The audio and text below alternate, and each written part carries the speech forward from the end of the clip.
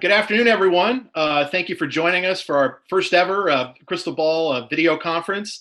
And we actually just got breaking news, I guess, that the Democratic National Convention has been pushed back to August. And so that's one of the many things that we'll probably be talking about here. Joining me, I'm Kyle Kondik, managing editor of the Crystal Ball. We've got Larry Sabato, editor-in-chief of the Crystal Ball and also director of the Center for Politics, and associate editor Miles Coleman, also of the Crystal Ball and of the Center for Politics. So we just were going to make some brief introductory remarks. Then we solicited a bunch of questions, and so we've got a ton of good ones. We want to get to as many as possible. But so we'll just do a little introduction. So I'm going to pass it to Professor Sabato just to maybe offer some kind of broad comments about this really crazy political situation that we're in, and whether there's really any precedent for it. Thank you, Kyle, and let me thank Kyle and Miles, as well as a person who's off camera, Tim Robinson, for all the work they do on the Crystal Ball and the great pieces they produce and everything else that's connected to it. And also, I want to thank our associates who produce other pieces for the Crystal Ball, for Alan Abramowitz, who is not with us today and actually chose attending a Zoom faculty meeting at Emory over this presentation. So he's probably a former contributor to the Crystal Ball. I just wanted to throw that in. But Lou Jacobson, I want to mention Lou because on Tuesday he had a special edition Crystal Ball for us that proposed a virtual convention. And for the Democrats, at least, and maybe for the Republicans, depending on how this pandemic goes. And for a while, we thought that had been endorsed more or less by Joe Biden. It looked like the virtual convention was going to happen. And Lou, frankly, was getting a swollen head. So I think it's good that the virtual convention apparently is not going to happen. And that I'm kidding, Lou. We're actually going to have the Democratic convention, at least as it was just announced, the week before the Republican convention. Democrats are August 17th, and then the following Monday, the Republicans would convene. So I assume it'll still be in Milwaukee. I don't know how they arrange all the rooms and the convention center and everything else, but maybe they have a lot of cancellations. So that's kind of like 2012. We had the conventions back to back, which is not ideal, not at all. You generally want a good week or so in between the conventions so that people can process it, not just the news media, but citizens who are following the conventions. But there you have it. These are unusual times. Very briefly, and I can be brief on this, and we're all going to be brief so we can spend most of this hour on your questions. We have a good excuse when we are asked to compare this election and this year with prior presidential elections in prior years. And it's a cottage industry. We all enjoy doing it. Problem with it is you can name 5 similarities. And Kyle, I think, did a good job this morning with that in terms of 1980, comparing maybe the possibility that in some respects, Trump will resemble Jimmy Carter. But for every 5 similarities, you can cite 5 dissimilarities. So this is something to keep us occupied. I think it's more productive than watching Wheel of Fortune hour after hour while we're awaiting the opportunity to return to our workplaces. But I don't know how useful it is. I did go back in preparation for this to see if there was anything that we could learn from the last pandemic, the influenza pandemic of 1918, 1919. Of course, that wasn't a presidential election, but it was a midterm election. And it's possible that it did have an impact on turnout because turnout in the 1918 midterm was considerably below that of 1914, Woodrow Wilson's first midterm, as opposed to his second. But I think you can take that too far. Who knows? There were other factors. It didn't seem to me to affect the results as I went down Senate race by Senate race. And I didn't know all the individual House candidates. Believe it or not, I was not living at that time and did not follow it on a daily basis. This will come as a shock to my students who are watching, who actually think I knew Thomas Jefferson. but I didn't really have a chance to analyze the House races. But turnout, you can argue about that, except we can take care of that by doing what we should have done years ago, which is move to all mail balloting. At the very least, absentee balloting should be loosened. It's complicated in some states, and there should be no excuse necessary to cast an absentee ballot. But I think the mail system that Colorado has, and Utah and Hawaii and Washington State and Oregon, that's a great model for the rest of us. And there's just enough time to do it, at least in most states. So look, you can speculate all day. One good one would be, suppose the Cuban Missile Crisis of 1962 in October, right before the midterm election, had happened instead in a presidential year right before the presidential election. What effect would that have had? Well, if you're just looking at the midterm, it did have an impact. It helped Democrats considerably. You remember that was the election that staunched the first comeback attempt of Richard Nixon. He lost the California gubernatorial race, which he might have won against Jerry Brown's father, Pat Brown, who was the incumbent governor. And there were other races. The Democrats lost almost nothing in the Senate and the House, and they probably would have lost a few more had it not been for the Cuban Missile Crisis, although Kennedy hadn't picked up many extra seats for the Democrats back in 1960. And you can play this game with all kinds of events historically, and it's fun. Nothing wrong with it. Teaches some good political history. But we all know that Donald Trump is one of a kind. We all know, we hope, that this pandemic turns out to be one of a kind. So we have at least two completely unpredictable and unprecedented factors in the 2020 race. And to me, that's good enough to say to anybody who's coming up with these analogies, thanks very much. And if I have time, I'll read it. And that's going to be it for me, Kyle. Of course, in 1918, we did have all mail voting, except it was all men, not by mail. Yes. And I bring that up only because, of course, there are some members of election Twitter, including our colleague Miles here, who really like to make a lot of puns. So that's my attempt to make a that was good, Kyle, but not good enough. Right. Yeah, they're much better at that. They are. But I also bring that up just to say that you just think about how much different the world was. The last time we were dealing with this sort of pandemic kind of condition, it might have affected an election, and so this really does seem like, hopefully, a once in a lifetime sort of event for the country, which I think makes it hard to kind of look for historical comparisons. Again, I made the reference to 1980, but there are all sorts of different possibilities.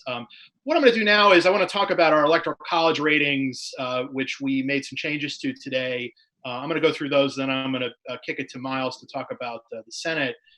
And I'm going to attempt to share my screen here so you could all see the map, which I hope I was able to just do now. So anyway, what we did today was we moved North Carolina, which we'd had leaning Republican, to toss up. And we also made a couple of other less noteworthy changes. We moved Colorado and Maine, the two statewide electoral votes in Maine, from lean Democratic to likely Democratic. And so the overall result for our Electoral College ratings is that, yes, the Democrats, I guess, are technically ahead in our ratings at 248, Republicans at 233, with 57 electoral votes worth of toss-ups. But both sides are more than one state away from being over 270 in our ratings, which means we basically are still looking at the election as a toss-up. If Trump were to lose, it would be pretty easy to imagine why that would happen, particularly in the midst of this pandemic we're going through, and also the likely very bad effects on the economy that we might have. Just to put it in perspective, the lowest ever quarterly GDP growth number we've ever had since World War II was about minus 10% in the first quarter of 1958. There are some projections that suggest it could be the decline in the second quarter of 2020 could be double that, just because the whole economy is shut down. But there's also the possibility, I think maybe the likelihood, that a lot of people would give the president and the government as a whole sort of a benefit of the doubt, just because this is not necessarily a crisis of their own making. Now, I think it's also fair to say that there are a lot of folks who might think that the government's response has not been adequate, but that's a story I think that is still being written. But as to the states that are most important, I mean, I think really they're the states that were most important in 2016. I mean, to me, the clearest path back to an electoral college majority for the Democrats is the Clinton map, and then adding Michigan, which we have as leans Democratic, and then also Wisconsin and Pennsylvania to that. Those are the three states that were decided by less than a percentage point apiece that essentially denied Clinton the presidency and helped make Trump president. And those to me are sort of the main focuses for the Democrats in 2020 here. We also have, Arizona and North Carolina as toss-ups. Those are historically more Republican states, but mainly because of, well, for a few reasons. One, the growing diversity of both of those states, and also the movement of some suburban areas in those states toward the Democrats, I think has made them both more competitive. In terms of questions about the Electoral College, I think the one that we get the most is, why do we have Florida as leans Republican? When Florida is basically a 1 or 2 point race almost every year. And really, we think the Democrats have to prove it in Florida. I think particularly if you go back and look at the 2018 midterm, and midterm's not a presidential year, but I'd say by far the most disappointing results for the Democrats in the gubernatorial and Senate races were failing to win either of those races in Florida. And I think it really speaks to kind of a persistent but narrow Republican edge in Florida. And also, for what it's worth, the president continues to lead polling in Florida, albeit narrowly, whereas you can't really say that about even a state like North Carolina or Arizona. So again, those are really the states to focus on. Obviously there are other places that are competitive on both sides, but those are the states we're really looking at right now. And again, our ratings reflect, I think, basically a toss-up race, one where maybe you'd slightly rather be the Democrat than the Republican, but a race that is very close and competitive and continues to be. So with that, I'm going to switch to the Senate slide here and turn it over to Miles to talk about what we did in the Senate today. Sure. So today at the Crystal Ball, we made 3 ratings changes to how we see the picture in the Senate. I'll start with maybe one of the most straightforward, which is Maine. We are moving Maine from leans Republican to toss-up. Susan Collins is the Republican incumbent there. She's going to have a likely challenge from Democrat Sarah Gideon, who's the Speaker of their state house there. There hasn't been too much polling here, but what we do have points to a close race. Neither candidate is going to have any issues raising money. Collins has always tried to fashion herself as something of a maverick. That's kind of an increasingly hard line to walk these days. And one of the things that made her Collins as well is the map. And what I mean by that is the last time Susan Collins was up, it was 2014. The Democrats were largely on the defensive. So sort of as an entrenched Republican incumbent, she got something of a pass. Well, this time, she's only one of 2 Republican senators up from a Clinton state. So she emerged as something of a natural target. Something that Kyle touched on is nationalization has really hurt some of these local brands in some of these states. For instance, New England is a very blue region, but Maine has traditionally had a very strong, it's had a strong image of something of a Yankee Republican state. Collins sort of prides herself on her independence there. She would always describe herself in her career as, okay, I'm one of those troublesome New England Republicans. That might not be a bad mantra, but she's the only Republican left in New England now. So at some point, these trends give way. Sort of in the opposite direction, we're moving Georgia from leans Republican to likely Republican. To be clear, this is the seat that David Perdue has. We really haven't been too impressed with the Democratic recruitment there. it looks like his most likely opponent is going to be John Ossoff, who lost kind of a high-profile special House election back in 2017. Purdue has kept broadly good approvals. The state really isn't dying to get rid of him. One of the things that hurts Democrats in Georgia is that it's the only state which has general election runoffs, meaning if John Ossoff in November, if he finishes in first place with 49%, well, guess what? It's going to still go to a runoff in December because no one reached a majority. Historically, what we've seen is that dynamic tends to benefit the Republicans. Georgia has its other Senate seat up, which we kind of view as probably a better opportunity for Democrats, which we still have as leans Republican. We can maybe get into that when we answer the questions. But when it comes to the regular election in Georgia for the Purdue seat, we are moving it from leans Republican to likely Republican. Our third change is in Arizona, which we're moving from toss-up to leans down Democratic. Senator Martha McSally was appointed in 2018 to serve out the rest of John McCain's term. She was appointed after she had lost an election for the state's other seats. So she has a good background, but she's had some kind of maybe issues translating that into a winning campaign. Democrats can maybe complain about some of their recruitment prospects in some of these other states, but Arizona is one where they definitely can't.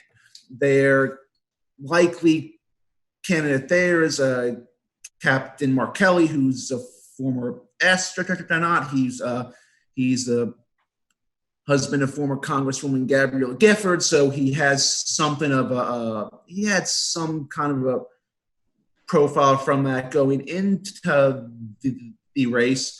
Kelly, to put it bluntly, has been a fundraising machine. When we track these fundraising reports every quarter, every time we think, okay, Martha McSally is probably going to have a good quarter, he always manages to outrace her. So it's never good if you're an incumbent who's being constantly outraised. Polling has generally put Kelly ahead, slightly outside of the margin of error.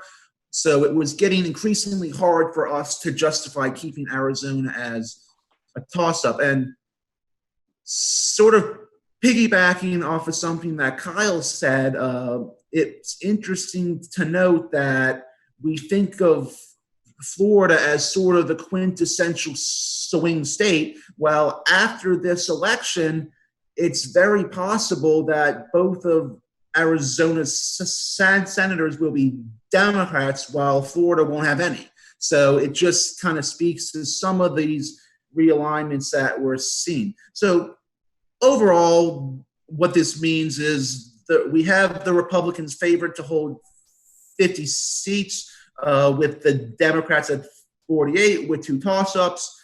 The Republicans have maybe a slightly better chance at holding the Senate, but the Democrats do certainly have a path.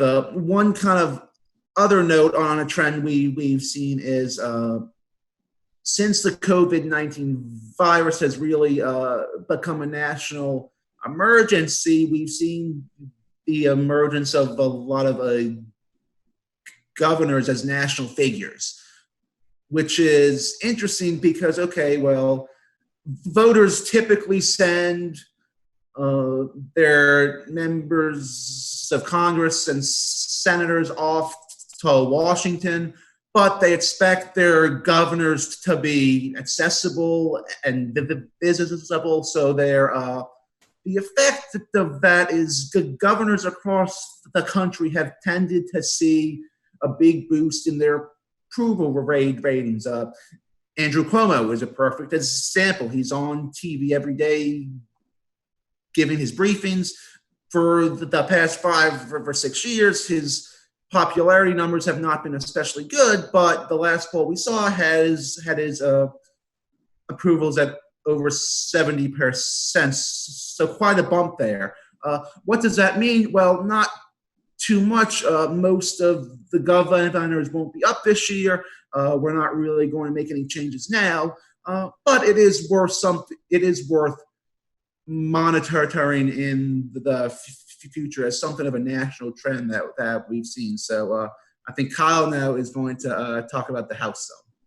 Yeah, just a few brief comments on the House. I think that one way of looking at it is, and this is sort of how I started looking at the start of the cycle, was, if the House seemed more competitive than the Senate, that probably was good for Republicans. And likewise, if the Senate seemed more competitive than the House, that was better for the Democrats. I think we're at a time where a party change in the Senate is probably likelier than a party change in the House.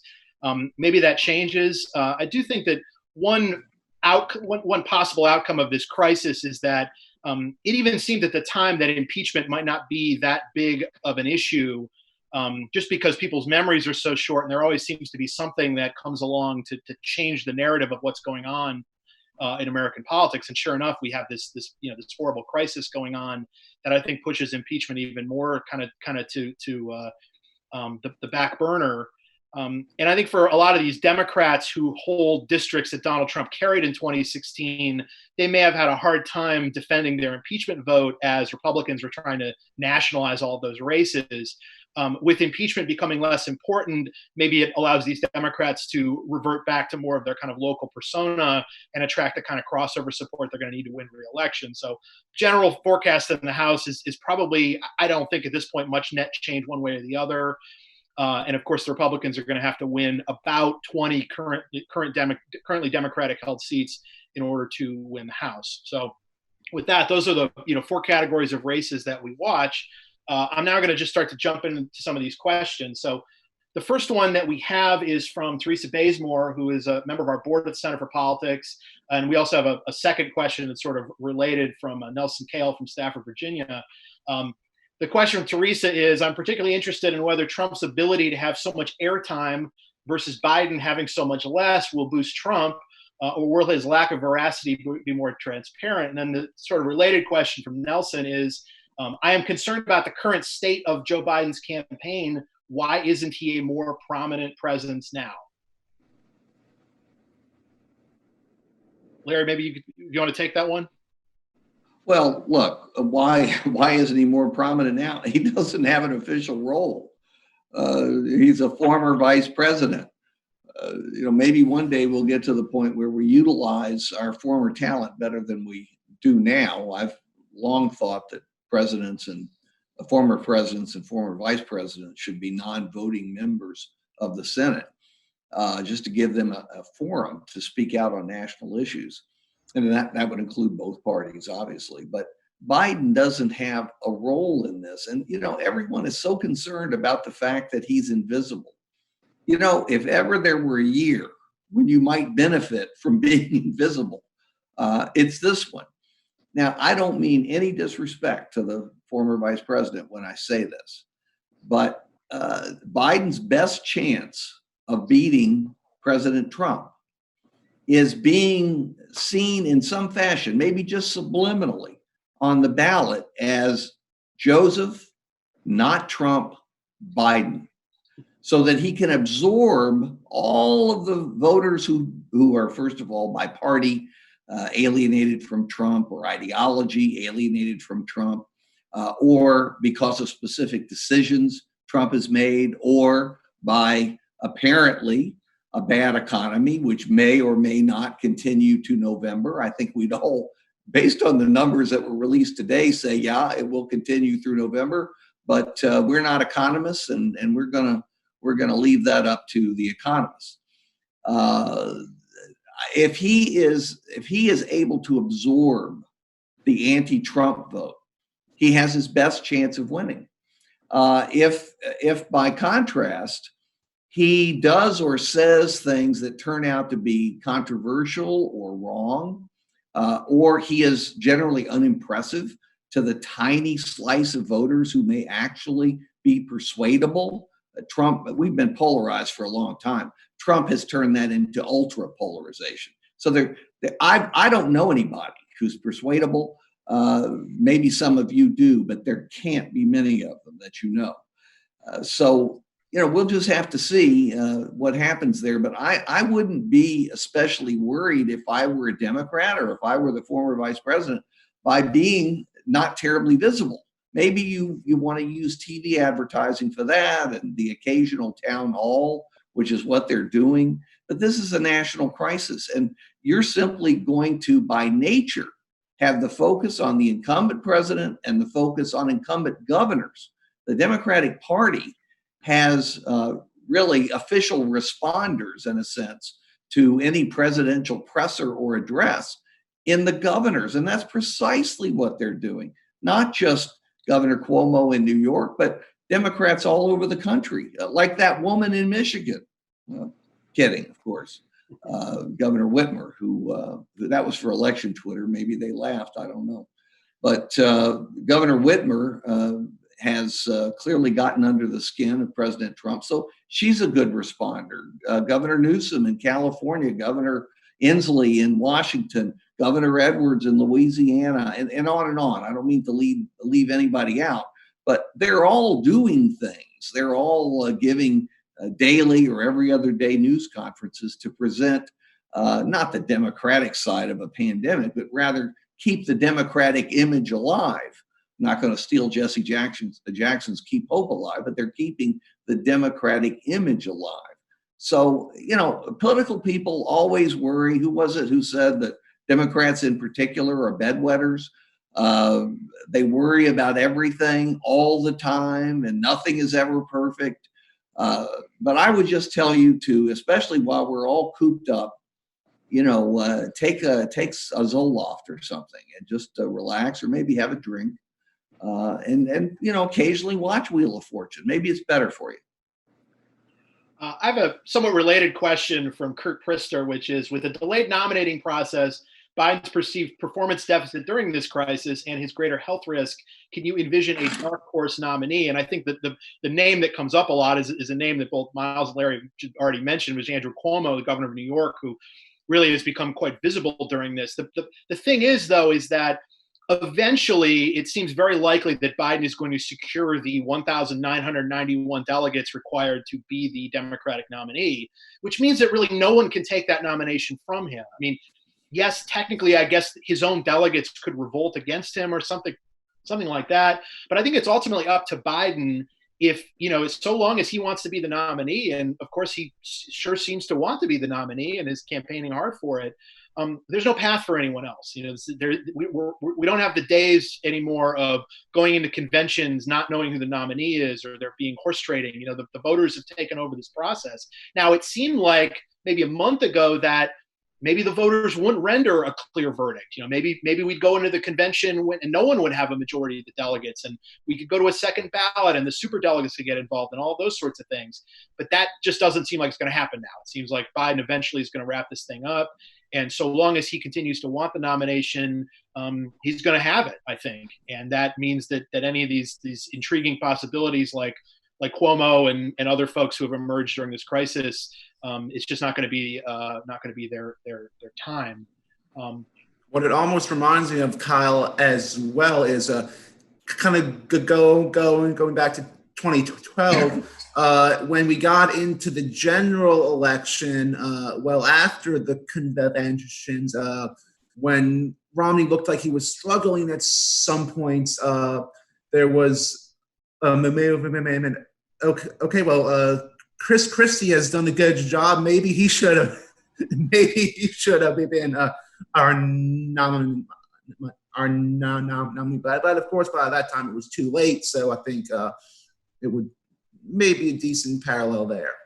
Yeah, I think the last time that even a ticket change, let alone a nominee, was when George McGovern had to dump Eagleton in 1972, and I mean that's almost 50 years ago now. So these things are fun to talk about, and particularly for people like us. We talk about the contested convention possibility and all that, but I think that the ship has sailed on that. That does bring me to a related question.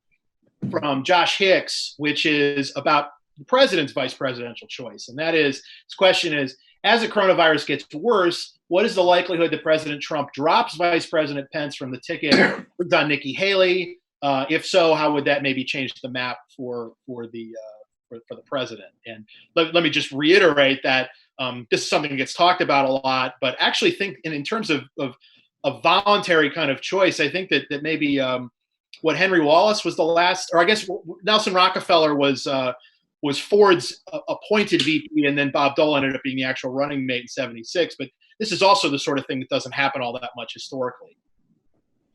Yes, look, it's fun to talk about, just like the idea of replacing Biden for some reason. It's fun to talk about. Nothing wrong with it. It eats up time while you maybe have extra time. It's a healthy endeavor to speculate about politics while you're eating pizza or whatever. But these things, in all likelihood, are not going to happen. I would say in the modern era, for a president to drop his incumbent vice president in order right before the election, several months before the election, perhaps in a surprise, is a terrible admission of weakness. And as a consequence, it is very unlikely to happen. Presidents muse about it a lot. A lot of people don't know that Eisenhower very seriously considered dropping Nixon from the ticket, actually tried to convince him to become defense secretary, tried to convince Nixon it would be in his interest to be the nominee in 1960, to be defense secretary instead of vice president. You can imagine how Nixon reacted to that. He quickly organized his supporters to make sure it didn't happen. With a regular president, somebody that sticks to the norms of politics and the presidency, you would say at most probably a 1 or 2% chance that something like that would happen. We're talking about Donald Trump. If he's behind in the polls, there'll be some thinking on his part, maybe some of his aides, that maybe Nikki Haley should be the VP candidate. I would say that's a 10% chance, which means there's a 90% chance. Even in the rather extreme case we're talking about, there's a 90% chance that Pence, the incumbent president, would remain. But as I say, I encourage wild thinking. It really is what keeps us in business.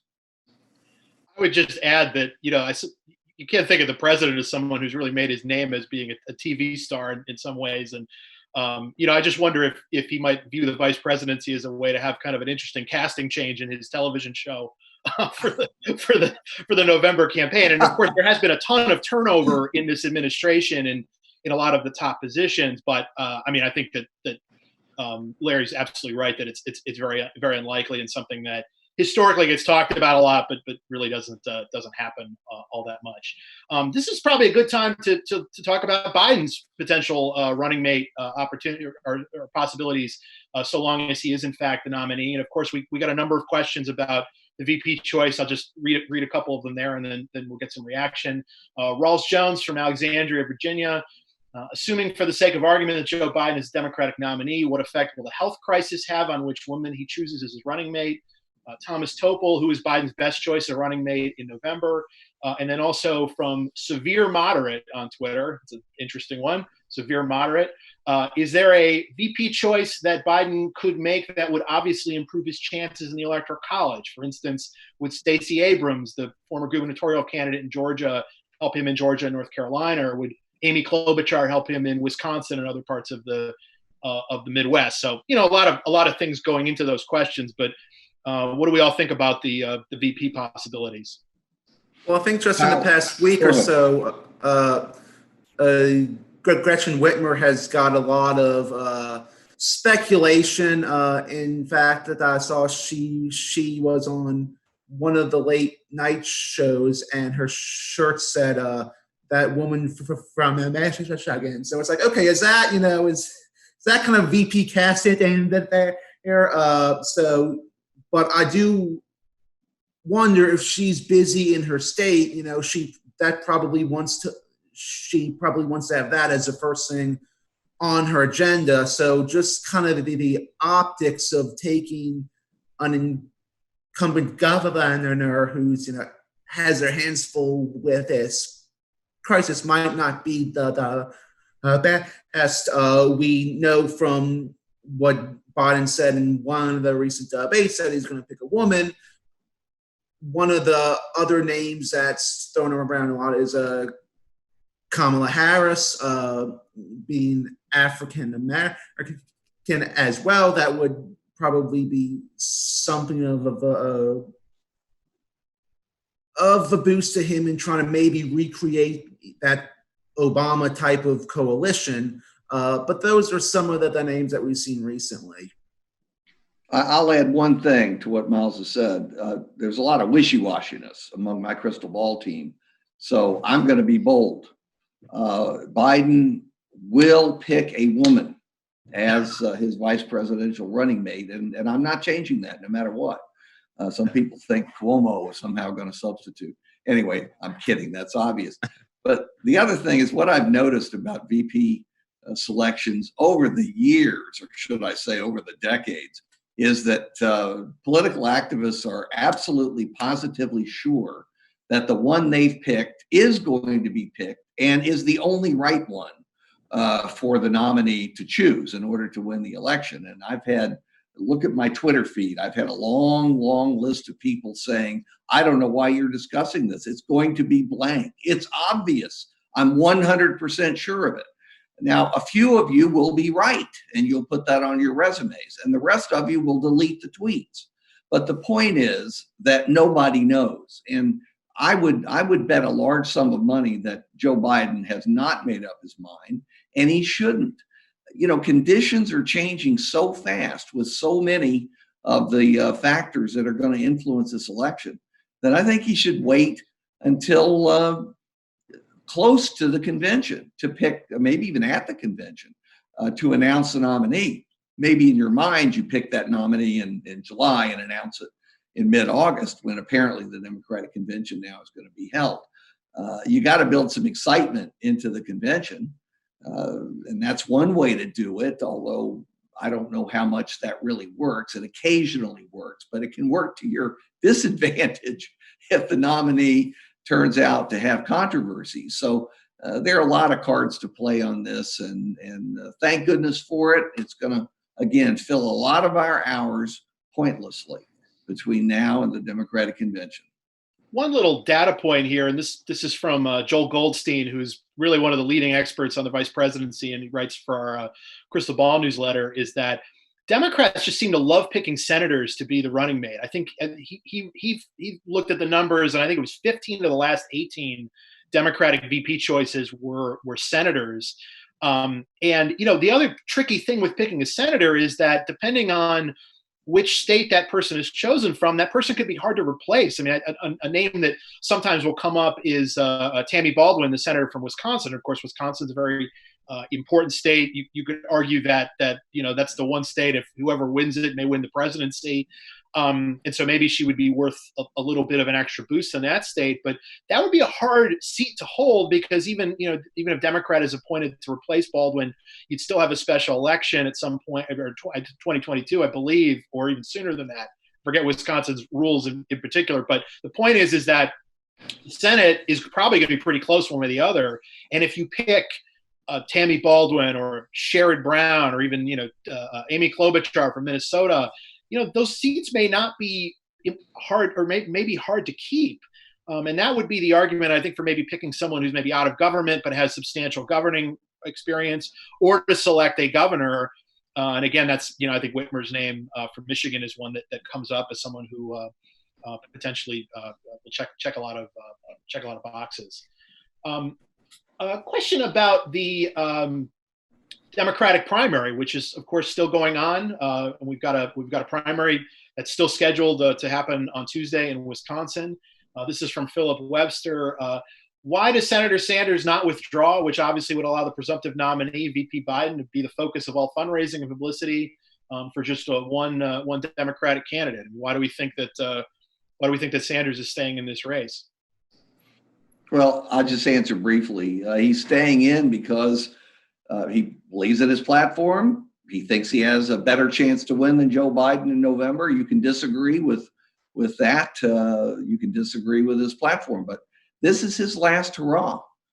Actually, somehow or another, this country that we like to think is youthful and vigorous has ended up with 3 people in their 70s, all of whom are having their last hurrah. Whoever ends up winning, it will be the last hurrah for them because they're at the age where it's got to be that case. There's no way that Sanders, who will be nearly 79, I guess, if he actually were elected president, could run 4 years from now. And Biden, if he's elected, I guess anything's possible, but imagine an incumbent president running for re-election at the age of 82. Even if things are going well in the country, it ought to be hail and farewell after one term. And Trump, one presumes, will be out after his second term, if indeed he has a second term. He should be out under the Constitution. So, look, he doesn't have to get out. Nobody in this country tells a candidate when to get in or when to get out. We no longer have party bosses. There's no such thing. Maybe there are some people who think they're party bosses, but we really don't have them. And so it'll play out as it plays out. And I think it's in Sanders' interest, whether he thinks so or not, to contribute to Democratic unity by not just withdrawing, but working vigorously from the beginning, not from the end of the campaign, from the beginning of the campaign for the nominee. And we'll see whether he can bring along the Sandersistas. Can he bring them with him? All of them, or almost all of them. That's the real problem. I don't know that he can. Just to jump in real quick, Larry mentioned the possibility of Biden maybe only running for one term. This does sometimes come up in that there had been reporting that the Biden campaign had maybe floated the idea of maybe doing like a one-term pledge or something like that. And I also believe that John McCain explored that in 2008. And while I've always found that to be kind of an appealing and interesting idea, particularly for an older candidate, apparently it always polls very poorly in internal campaign metrics. And when people bring it up in focus groups as well, it's usually something that's a total non-starter. And so if you're wondering why Biden, as an older candidate himself, Trump is only a few years younger than Biden is, but if you're wondering why Biden may not make a one-term pledge, it may be because they believe that even if maybe in his heart of hearts he wouldn't think he would run again, that politically it would just be a total non-starter. Got a question here from Nick Field, who's a good follow on Twitter, writes about Pennsylvania politics a lot. And Miles, I want you to answer this one because you've actually written a piece specifically on this, and that is about the 2 congressional district electoral votes in Maine's 2nd congressional district and Nebraska's 2nd congressional district. Trump carried both of them in 2016. And so the question is, should the Biden campaign make Maine 2 a general election priority? It's only one electoral vote, but would also take less cash and time. Seems a strategy to win Nebraska 2 doesn't really work unless you pair Maine 2 along with it. And just to add a little bit of the math to that, and I'll kick it to Miles for this. So if you take the Hillary Clinton electoral map and you add Pennsylvania and Michigan to it, that would get the Democratic nominee to 268 electoral votes. You need 2 more. And naturally, you look at states like Wisconsin and Arizona to be the states that would get Biden over 270. But if you won Maine 2 and Nebraska 2, that would get you to 270 on the nose. And so that's why the math is those 2 electoral votes are actually so potentially important. Yeah, so well, on that, I would say, Maine 2 may be something of a tempting target, but in 2016, Trump still carried in Maine 2 by 10 points. So it wasn't especially close. It's a very working class type of area, heavily white. So in other words, not the type of area that's been particularly trending in the Democrats' favor. I was talking about Susan Collins earlier. If she holds on in her race, it's probably going to be from a big showing in Maine 2. So I just think, it may be tempting to kind of explore that as an option. It was Maine 2 was Democratic Democratic in the Obama era, but if you look at in 2018, when Democrats flipped back the governorship there, their candidate Janet Mills won statewide by 7 or 8 points, but she still lost Maine too. So it's becoming a harder and harder target. I would say, kind of, if Kyle, as he was saying, if the Democrats are at 268 electoral votes, Arizona, with some of the trends there, that may be a more demographically promising target. Nebraska too, it's. I would definitely say that is more of a possibility than Maine too.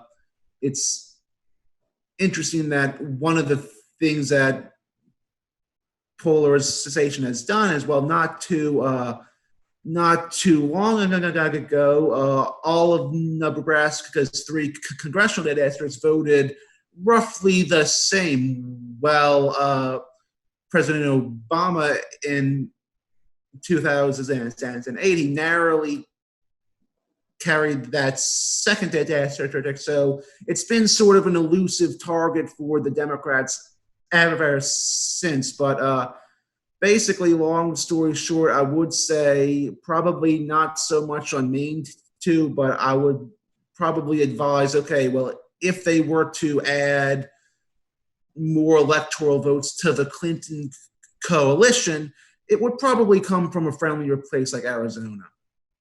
And just this is also a question that we get a lot just generically, is what happens in the event of a 269 tie? Because you actually could come up with some very plausible scenarios, including, again, you take the Clinton map, you add Michigan, Pennsylvania to it for the Democrats, and then you add, say, Nebraska 2, but not Maine 2, and that's 269. In all likelihood, the Republicans would hold the presidency, because the way that the tie would be split is that the House would vote for the next president. But the way the House votes is that every state delegation gets a single vote. And even though the Republicans do not have a majority in the House right now, they do hold a bare majority of the various House delegations, and probably will continue to hold a majority of the House delegations even when the new House is inaugurated in January. And so that's again, that's a possibility. And boy, that would be something really crazy. The House hasn't actually had to vote on the president, I think, since 1824. So I think a lot of people would be very confused by that. It's also very dangerous. I've written about that a good bit and proposed that it be changed constitutionally. It's one thing to support the Electoral College and to justify it on the basis of federalism. It's quite another thing to support this provision in the Constitution, which, after all, was written in the late 1890s, early 1790s, early late 1780s, early 1790s. Again, I was not there for it, and that's why I'm having trouble with the dates. But this is a disaster waiting to happen, and we are never able, it seems, to head off a disaster. And this is going to be a disaster when it happens. Why? Because low population, let me pick a Republican and Democratic state. Wyoming, Republican, gets 1 vote in this contest. And it'll be easy because there's only 1 representative, and one assumes that person can quickly make up his or her mind. And there'll be 1 vote from Rhode Island, substantially Democratic. And again, by then, not this year, but maybe after the census is in, if we ever finish that, Rhode Island may only have 1 representative. Who knows? So it'll be easy for Rhode Island to cast a ballot. But in states with large delegations, first of all, in some cases, you're going to have tied House delegations. And unless somebody changes parties or eliminates their political career by voting for the other party's candidate, you're going to have that state disfranchised. All the voters in that state will be disfranchised. No vote will be cast, one presumes, by a state with a split delegation. But just the fact that you have one vote for Wyoming and one vote for Rhode Island and one vote for heavily Democratic California, our nation state, and one vote for Texas, the closest thing to a nation state on the Republican side. Imagine that. Imagine what people's reactions are going to be. You can bend democracy, or people always say a republic, to a certain extent, and the voters will accept it. But this is bending it to the point of breaking it, because potentially it allows someone who's lost the popular vote substantially to win the presidency. Now, 3 million was bad enough in 2016, but imagine that number growing very substantially and then expecting people to rally behind a new president. I just think we're playing with fire. We should have changed it decades ago, or maybe, a century ago. We didn't. And if we ever get around to revising the Constitution, and it needs revisions in a lot of places, this is a provision to start with. It ought to be one that's widely accepted, I would hope, by both sides, though I doubt it, but it ought to be. We're getting near the end here. I just wanted to do a couple more questions, sort of piggybacking on kind of some of these logistical questions. This is a question from Ernest Sanders in Mississippi. Has a presidential election ever been delayed, and is that a possibility for 2020? And I don't believe a presidential election has ever been delayed, at least certainly not in modern times. And one of the key things to think about here is that while states are moving their primaries around, and in some instances delaying them pretty substantially, or in the case of Wisconsin, holding a primary in which it might be kind of hard for a lot of people to show up and vote. The states have a lot of leeway in terms of when they set their primaries, for their various races for president, or for their state and local races, or sometimes those are combined into one. But the date for the federal election for president, for Congress, is actually set by congressional statute. It was passed way back in 1845, and it establishes that date. It's the first Tuesday after the first Monday in November. And so hypothetically, Congress, and of course you would need the Democratic House and the Republican Senate to agree to actually move the date, but you could only move it back so much because the actual terms for president run out in January, or for president and for the other offices run out in January. Right at the start of January, the whole House, their terms run out. All of the senators who would be up for re-election, all those Senate seats would be vacant, and the presidency itself would be vacant if you didn't have someone in place by January 20th, 2021. So that's a long way of saying that I think the election is very, very likely to happen on its current date in November, and then it's just a question of what we do to actually prepare for that, for that situation. And then just one other point, and I think we'll leave it at that. This final question from Peter Barkus: is there a correlation between presidential approval ratings in the run-up to the election and the election itself? And the answer is yes. And that if you look at Obama in 2012, he's about 50% approval. He got 51% of the vote. George W. Bush was about 49-50. He got 51. Bill Clinton in 96. His approval was around 55%. He only got 49%. Remember, Ross Perot was running in that election, and so it was kind of a weird three-way race. If you go back and look at some others, like Reagan in 84 and Carter in 1980, similar kind of situation. And so that is something that really is worth watching, is the state of the president's approval. As of right now, it's about 47.5%. If you look at the Real Clear Politics average, that's probably good enough to get reelected. But the question is does that just a little bit of a temporary spike? Does that fade over time? If it's more like in the kind of the mid to low 40s, the president's task gets harder. So that's a good catch-all number to watch. And so with that, I want to thank everyone for joining us today. If you're interested in this stuff and you don't already subscribe to the Crystal Ball, sign up. It's just centerforpolitics.org/crystal ball.